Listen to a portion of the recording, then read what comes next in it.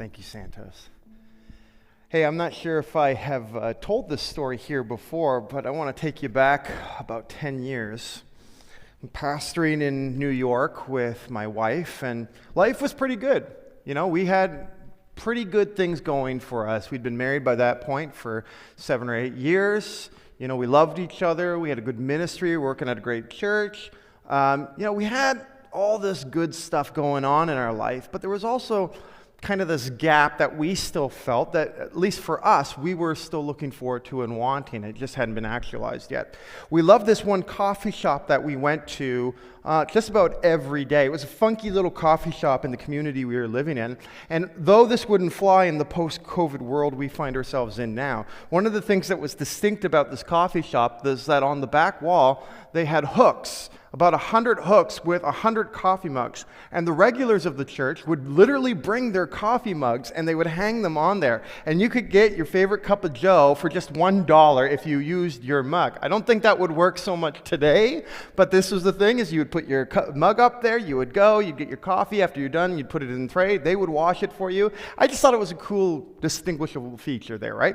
So we would go to the coffee shop and we spent lots of time there. I remember one day, Rachel, it was a Friday night, it was after work, and she was insisting we go to this coffee shop. And we don't really go to coffee shops at night. That's more of a daytime thing for us. Or like sometimes we take our computers and we work there. But I said, okay, why not? And so we're there. And because it's Friday night, the place is absolutely slammed. It is busy. We had a hard time finding a table. In fact, I think we had to wait around for one. But Rachel was really insistent that we get a table and chairs. I said, we can just take it to go. Let's go to the park down the road. No, we have to drink coffee here. Okay. So we sit down, finally get a seat. I said, honey, I'll go get your order. She insists on getting the coffee for me. I'm feeling pretty good. Well, thank you, Rachel. Yeah, okay. I like this. This is a cool thing. She comes back with a cup of coffee for herself in the normal, paper cups that we usually get, but she brought me a mug. And that was really interesting because, like I said before, we didn't have a mug on the wall. And on the mug, there was, in this ceramic kind of painting thing, this statement that said 7 months left. And I looked at the mug, and I went, Rachel, did you just steal someone's mug off the wall? And by the way, whose mug is this? 7 months? 7 months what? 7 months left to live? 7 months till you graduate? I must have gone through every potential option in my head except for the one that she was trying to communicate to me. And she's just sort of staring at me like this, like, how are you not getting this, Chris? And I'm just talking, and all of a sudden she goes, Chris, I'm pregnant, and in 7 months we're going to have a child. And I went, what? And then because this wave of emotion and expectation that I had been having for years and years hit me, and listen, I'm just being really brutally honest with you, I burst into tears right there. And Rachel was like, Chris, calm down, you're embarrassing. I'm like sobbing in the coffee shop that's slammed with people. If they didn't know us and thought we were dating, they probably thought Rachel was breaking up with me in that moment, right? But this was how my emotions came out in this moment. I was just so over the top happy. You know what the word is for that? It's called joy. And in this moment, I was like thinking of all of the stuff of what it would mean to be a father. I thought about baseball. By the way, I got a baseball game today and tomorrow and the next day and the next day after that. But I thought about what it means to throw the ball with my child, to read to him, to cuddle with him, all that stuff I still love to do. You know what I wasn't thinking of? I wasn't thinking of late nights and lack of sleep. I wasn't thinking of stinky diapers. I wasn't thinking of spit up on me. I wasn't thinking of talkbacks or the word no. I wasn't thinking about all those difficult things. I was just thinking about what it would be like for Rachel and I to start a family together. And the best word I could use to express that moment for me right there was joy. Some of you have gone through that. You know what that is like. Joy, what is it? It's this powerful, intense emotion. It's kind of like contentment. It's kind of like happiness, but it's like a more intense on steroids type of version of that. It's something we don't experience a whole lot, is it? Because to be honest, it's such an intense feeling. As much as we'd love to swim in this thing called joy, usually it's typified in our lives by the big things, the big announcements, the big news we get. It's when you hear, I got the job. It's when you get the letter as a student at university you've been waiting for, I got in, right? When you got the promotion. It's when your team won. It's when you get the doctor's report. We did the tests, clean bill of health. It's when the Toronto Maple Leafs later this year are going to finally hold the Stanley Cup above their head. Okay, some are more realistic than others, but you get what I'm talking about. It's the wow moments. It's those moments when you're just over the top happy. And don't you just wish that life was nothing but joy? But it's not. It's not all about joy. So when we get seasons of joy, there should be a reaction that we have thereafter. Because as intense as the emotion can be, and as much as it is so wonderful to celebrate and swim in that first season, when that dies down and when the news fades away, we should probably pause and reflect on what just happened, but we don't. Because we live in a warp speed society, don't we? We don't pause for much of anything in our lives. We don't reflect a whole lot. We don't take the time. We don't live in quiet. We need constant stimulation. So the moment you have the meal of your life, it's about 2 hours later that you're in the fridge looking for something to snack on. When you're watching your favorite movie of all time, you're already on your phone and you're posting about it while you're watching it and having the scores off onto the side so you can keep up with everything. We don't pause. We're stimulants over and over and over and over again. We want. And part of the reality that you and I face, even as Christians, is that when we don't stop to think and we don't stop and pause and we don't process about what the joys and happiness of life is like, we can sometimes think that life isn't very good in the first place. Because here's the thing that joy should do, is it should cause us to stop. It should cause us to reflect. It should cause us to pause. And when you do pause and you think about what just happened, what should be that next emotion you have? Well, I would argue it's something we're not very good at, but it's the emotion of gratitude. We have a whole holiday surrounding this, but do we really actually pause? I mean regularly, every day. As good a day or as bad a day. As much money or as little money as you make, regardless of your housing situation, regardless of your health, do we pause and stop and think about what we have? I would argue if we did, there would be, at least for those of us who follow Christ, a next reaction that people would know us by. But the problem is most people in the world don't see this in Christians, and it causes me to realize, that we have not lived in this life of gratitude, and because of that, Jesus has not been able to do the kind of work he needs to do in bringing us closer to him and showing his love to the world. We're going to look at this story here today. I'm going to invite you to open your Bibles, Luke chapter 17, verse 11. We've been in this series. In fact, this is the very last week in the series that we've been in. It's called Encountering Jesus. I've loved this series because of all the stories in the gospel, and there are many, where people encountered Jesus.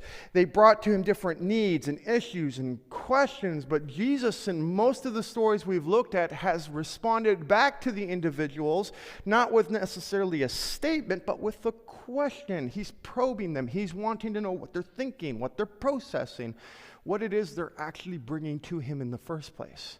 And I've said this every single week of the message, but you've got to get this. This book that we call the Bible is not just something you read as an ancient religious document with good principles and good ideas. It's good news. And the reason it's good news is that when you read the stories, especially the stories of Jesus in the gospel, you're meant to enter into the story. So when Jesus asks the probing question of the individuals, some of whom we don't even know their names, you're the one that he's asking the question to. Because regardless of the circumstances, there is at least a background issue that we all face that we bring to Jesus, found in these stories, that sometimes he needs to ask us questions about. And in that we encounter him in fresh ways. This is going to be one that deals with gratitude in a powerful way, but it's not an individual in this story. In fact, this is an entire group of individuals that he's encountering in this story. Follow along with me. In verse 11, it says this: As Jesus continued on toward Jerusalem, he reached the border between Galilee and Samaria. As he entered a village there, 10 men with leprosy stood at a distance, crying out, "Jesus, Master, have mercy on us." He looked at them and he said, "Go show yourselves to the priests." And as they went, they were cleansed of their leprosy. One of them, when he saw that he had been healed, came back to Jesus shouting, "Praise God." He fell to the ground at Jesus' feet, thanking him for what he had done. And this man was a Samaritan. Jesus asked, "Didn't I heal 10 men? Where are the other 9? Has no one returned to give glory to God except this foreigner?" And Jesus said to the man, "Stand up and go. Your faith has healed you." The other day I was reading a report on the effects of isolation on individuals. It was a report kind of looking at the mental health status of people coming out of years of COVID. And now we're just starting to realize kind of the backlog of some of what that did, especially to our youth and to our children. But they showed, even though it's a microcosm of the reality that some people who face intense self-isolation, they were trying to show these are the kind of issues that develop within us when we isolate ourselves from others over the long period. Listen to this. We know that long-term isolation produces high stress, that our immune systems can be weakened, that we can develop chronic conditions such as high blood pressure and heart disease. There's cognitive decline. We've already talked about there's mental health issues that lead to self-harm. And there's an amazingly higher likelihood of substance abuse. This is actually why solitary confinement in the prison systems is the one thing that works with inmates who are causing trouble. That's the one thing they want to avoid at all cost. In fact, the United Nations just recently declared that anything over 15 days of self-isolation, that solitary confinement you see in prisons, is actually considered torture. Isolation is a horrible thing. I don't care how introverted you think you are. We need community, don't we? We need people. We need to be seen. We need to be loved. We need to be recognized. Can you imagine in the days of Jesus what it would have been like to have been a leper? Leprosy is still a disease, by the way. You find it in parts of India and Pakistan especially. Leprosy is a disease that's highly contagious. And what happens is the nerves stop feeling, and so you end up injuring yourself. And when you injure yourself, you don't even notice you're injuring yourself. And because of that, infection can set in, and then parts of your body slowly start to fall off, and you die. It's a horrible death. It's a demeaning death. But in the ancient world, there was all kinds of superstitions that also came along with that disease. And so what lepers would have to do the moment they were discovered to have this terrible disease is they had to isolate themselves from the community. If they came into town to collect water or any other resource, they would have to ring a bell and yell, "Unclean! Unclean!" Can you imagine having to yell this degrading thing and see everyone take off? That's the kind of isolation that these individuals walked with. They were avoided at all costs.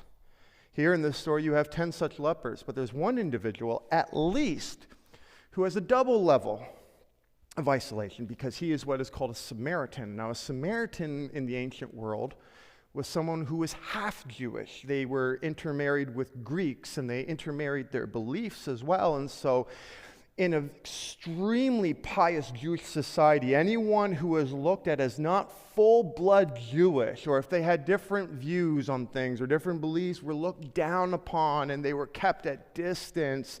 They were racial realities connected with this thing. And so this is the reality that these individuals come into contact with every single day, and then they hear a rumor off in the distance that this man named Jesus, that had only heard stories and random tales about, is coming into town, and they think, we've got nothing else to lose.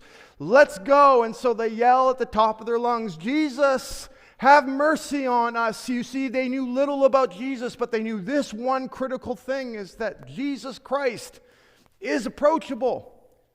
And if there's one thing you need to walk away from in the entire series we've been looking at today and know and put firmly in the foundation of your faith, it is this one principle that these 10 lepers knew, that tax collectors knew, that the woman caught in adultery knew, that thieves knew, that Gentiles knew, that Roman centurions who were considered the enemies knew, is this reality that some of you have not yet fully realized, is that Jesus is approachable.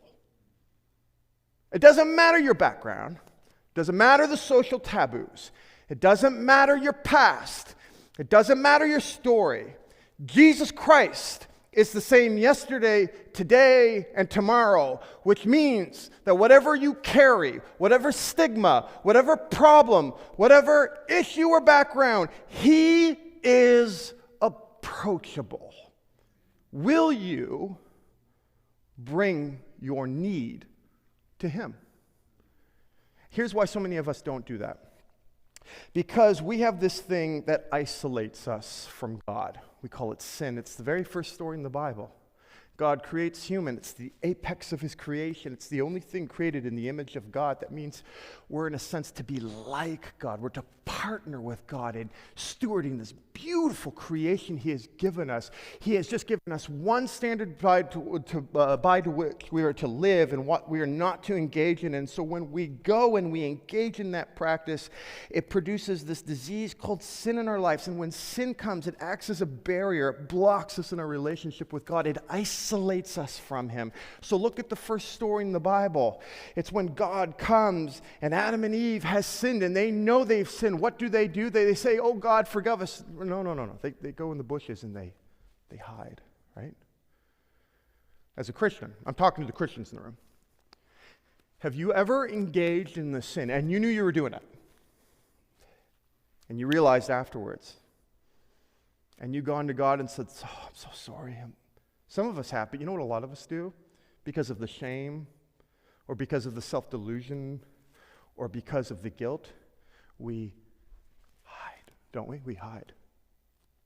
Some of us, we double down in the sin because it's like, well, once we've pulled that trigger, I've already blown it with God. I might as well live however I want.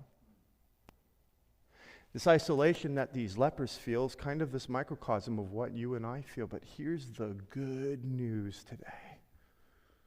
Doesn't matter what's attached to you. And it doesn't matter what your story is. He's still good. He still heals. He still speaks truth. And it's because He's approachable. Listen to me, church.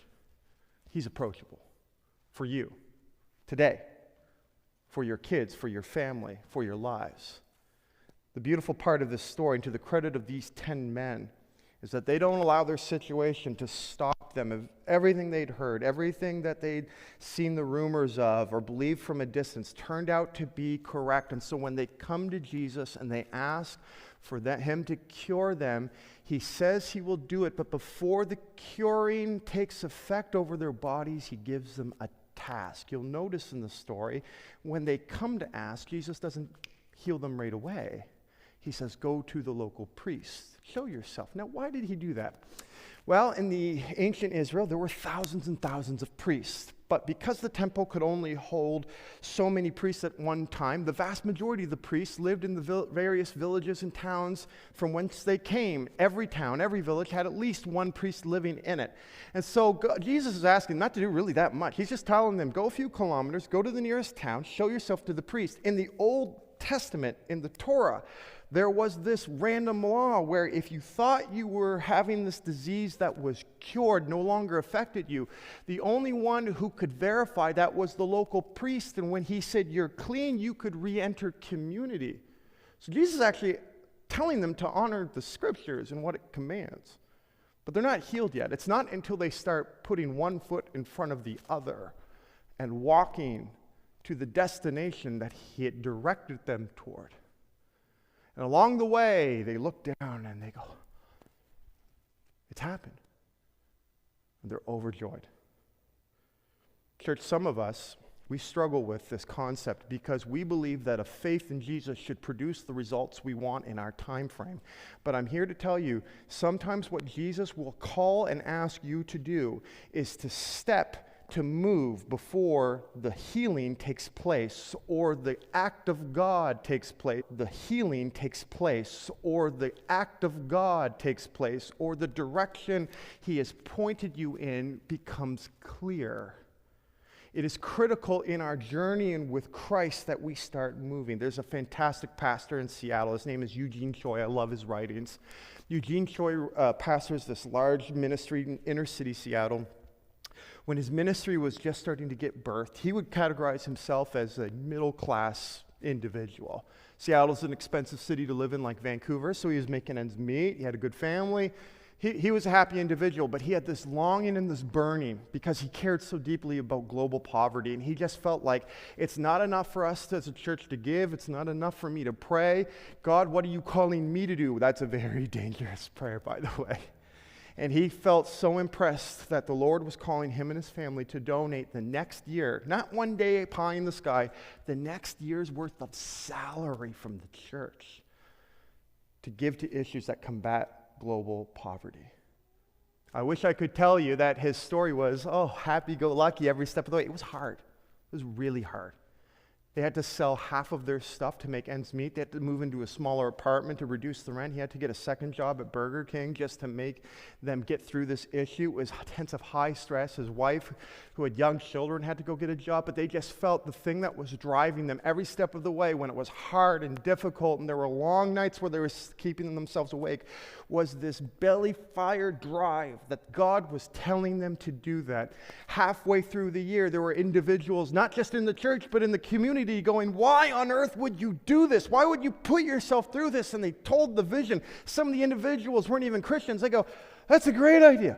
I want to give some money. Where can I give it to? But Eugene never thought about something like that. And after a while, it goes from individuals to dozens of individuals to hundreds of individuals. And out of this comes this organization that still operates today called One Day's Wages. And what it produced was this organization where every individual who signs up for this gives 1 day's worth of their annual wages to combat issues of global poverty. They have, to this day, 10 years later, raised almost $100 million to dig clean wells, to build orphanages of children whose parents were lost to war, to engage in microfinancing, where not only are they given things to be able to live, but they can produce for themselves over the long haul and give themselves dignity. They were combating HIV in Africa and Southeast Asia and Central America. And I sometimes wonder, would this organization have been birthed? Would these people who are blessed because of the words of the gospel have happened if Eugene had not moved before he had seen the end destination? Church, the Savior we follow, don't you wish he just gave you the whole picture? But he doesn't operate that way. He went to Peter, James, John, and Andrew, and while they were working, he said, follow me. And they abandoned everything, they followed him. I sometimes wonder, what's the next verse that the Bible doesn't include? Hey, Jesus, where are we going? What's it going to look like? Am I going to be important? Where are we sleeping tonight, by the way? See, Jesus doesn't operate that way. Some of you here today, you're wrestling with things. You feel like in your belly, God's been telling you something, or there's been this desire inside of you. I've known people who've been sitting where you're sitting, and they're halfway through their careers, and they're looking at their lives, and they got a pension, and they've got a comfy life, and they've got all the things. They're engineers or they're bankers, and they're making good money and families to support, but they felt this draw to follow Christ in full-time vocational ministry as a pastor or as a missionary, and they go, this doesn't make any sense. I don't know where the education comes from. I don't know how we're going to make ends meet. I've got children. How are we going to live in a new society? And the thing that they could not walk away from was God birthing into their hearts, trust me, follow me, follow me. To these 10 lepers' credit, who had been just stomped on because of their circumstances and the society in which they lived, when Jesus tells them to do something, they obey. What it means to be a follower of Jesus Christ is that when Jesus speaks to you and tells you to do something, even if it don't make sense, and let me tell you something, follow him deeper and long enough, he's going to ask you to do things that make you go, what? But let me tell you, for those who receive the miracle of what he does next, powerful things, lives are changed over that. Don't you wish the story ended there? Because it gives you all the good feels. It's all the happy things. It's like, all right, this is the Jesus I like and know, but there's one more part to the story. It's actually where the question comes into play, right? Because in the midst of their journey, all 10 of them are cured of their disease, but one of them comes back to Jesus and falls at his feet And here's the question that's asked, and it's asked of you and I as well sometimes, when it comes to blessings and joy in our life. Didn't I heal 10 men? Where are the other 9? 10 men are cured. 1 man is healed. And what is the healing that happens in this foreigner? I believe it's this. That in recognizing what Jesus did, he recognizes who Jesus is. And when you recognize who Jesus is, and you reflect on everything he's done in your life, what other reaction can you have but praise? Where you fall at his feet. Just about everyone I know thinks Jesus is a good person. He was a good teacher, good moralist. He was a good guru, whatever you want to say. But only some of us will actually fall at his feet as Lord and Savior. And the reaction that identifies that in us is when we reflect on our blessings, and we reflect on the joys, and we reflect on what we have, and we say, thank you. And we praise him. I grew up in a church that only did hymns. My grandfather was the one. I can't criticize it because my grandfather, he would be really upset at me, but we sang this song just about every third Sunday. It was one of his favorites. Some of you know it. Count your blessings, name them one by one. Some of you know it, right? Count your blessings, see what God has done. Count your blessings, name them one by one. Count your many blessings, see what God has done. Russell, where are you? Next week, okay? Think about what that song communicates. When we stop and we reflect on what we have, what we've been given, what God has shown us, and we start actually doing an inventory, don't we have so much to be thankful for? Here's my guess. Most of you have a roof over your head. You don't have to worry about the food in your belly. You live in a democratic society with laws. You have access to the internet, which gives you information. You have transportation. You have health care.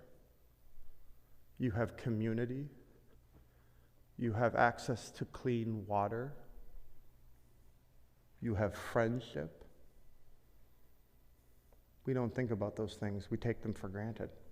But when we do an inventory, what else could you do but say, thank you? When we praise God, what we're doing is we're putting him where he belongs, and we're recognizing where we belong. Where we belong when we recognize Jesus for who he is on our knees at his feet. And we say, thank you for my kids. Thank you for my health. Thank you for running water. Thank you for electricity. Thank you for life. Church, every breath you take, every smiling baby you look at, every morsel of food you put in your stomach is a blessing from God. 9 people got cured by Jesus, but 1 man was healed because his eyes were opened. Why did those 9 individuals not come back to Jesus? It's a good question. Maybe it's because, well, the people he goes and identifies them to, the priests, were the enemies of Jesus. And they finally have what they've wanted beyond all things. They're back in the community. And if they go back to Jesus, well, they're going to be on the outs all over again, even though they're not sick anymore. Or maybe they just wanted to get back to work. They've been begging their whole lives. Or maybe they have family that they've been longing to see. There's a lot of reasons why Jesus takes a back seat. And when he takes a back seat, he's kind of forgotten. But the mandate you and I are called to as followers of Jesus is to put him first and to come and thank him and thank him and thank him. And we do that by how we worship. That's how we're going to end the service today. We're going to do it in a unique way. As you see, we have the communion elements up here, and we're going to celebrate in two ways. We're going to sing a song together, and when we sing that song, I don't want this to just be a practice that you do on Sunday mornings. I want you to reflect on the words and to pause and think about what you have. But the greatest gift we've ever been given is the gift of Jesus Christ and what he gave us on the cross. And so he tells us to remember what he did for us through this act of communion. There are Christians, countless hundreds of millions all over the world who are doing this very same thing today with us. You're not doing it in isolation. You're part of a community that has been remembering the greatest gift ever given to us in communion. And so right now I'm going to ask the elders to come on up, or those who are called to distribute the elements and to start doing that now. I'm going to ask the worship team to come up and get ready to lead us in a final song of worship. If you're here with us this morning, we ask that those of you who would identify yourselves as followers of Jesus Christ to take communion. We have open communion that way. And we would trust that during this time, you would be able to reflect, even in these next moments as the elders bring the elements to you, on what it is he has given you, not just in his Son, but in all the blessings he's given you in your life. Reflect now.